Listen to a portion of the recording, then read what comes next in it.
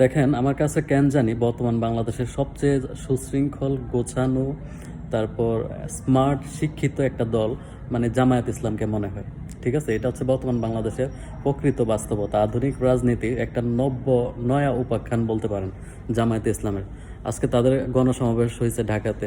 তাদের রুচি কতটা উন্নত আপনি তাদের স্টেজটা দেখলেই বুঝতে পারবেন। সারিবদ্ধ নেতাদের চেইন অফ কমান্ড বা বসে থাকা সুন্দর করে, মানে তাদের যে উন্নত রুচি সেটা বহিঃপ্রকাশ আজকে ঘটছে। আর আরেকটা জিনিস হচ্ছে, দেখেন এখানে কোনো 500-1000 টাকা ফুলঝুরি নেই যে কাউকে 500 টাকা দিয়ে আনা হয়েছে, কাউকে সিঙ্গারা, বিরিয়ানি, তেহারি দিয়ে আনা হয়েছে। প্রত্যেকে ভালোবাসার জায়গা থেকে আসছে। এটা যে মানুষ যে কতটা আসলে জামায়াতকে চায় সেটা জনসমাবেশ আজকে সেটারও একটা বহিঃপ্রকাশ। আজকে জামাতের সমাবেশে, জামায়াতের গণজোয়ারে 2-3টা আকর্ষণীয় ঘটনা ঘটছে। নাম্বার 1 হচ্ছে সার্জিসের বক্তব্য দেওয়া। নাম্বার 2 হচ্ছে ভিপি নুরুল হক নূরের উপস্থিতি, নুরুল হক নূরের বক্তব্য দেওয়া।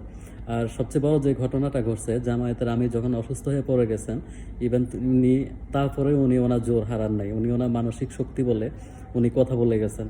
আর আরও যে বড় ঘটনাটা ঘটছে, উনি যখন অসুস্থ হসপিটালে ওনাকে নেওয়া হয়েছে, বিএনপি ভারপ্রাপ্ত মহাসচিব উনি মির্জা ফখরুল ইসলাম ওনাকে দেখতে গেছেন। আসলে রাজনৈতিক সৌন্দর্যই এগুলা যদি বাংলাদেশে ঘটতে থাকে, আমার মনে হয় ভবিষ্যৎ রাজনীতি এটা অনেকটা পজিটিভ দিক, এবং বাংলাদেশ আমার মনে হয় ভালো, মানে বাংলাদেশ সঠিকভাবে এগোচ্ছে আর কি।